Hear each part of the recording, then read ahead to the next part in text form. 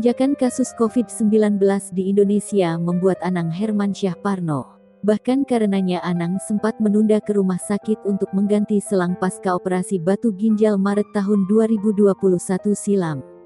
Suami Ashanti itu tak berani ambil risiko. Ia takut terpapar virus mematikan tersebut. Namun, penundaan itu malah membuat kondisi Anang Hermansyah drop.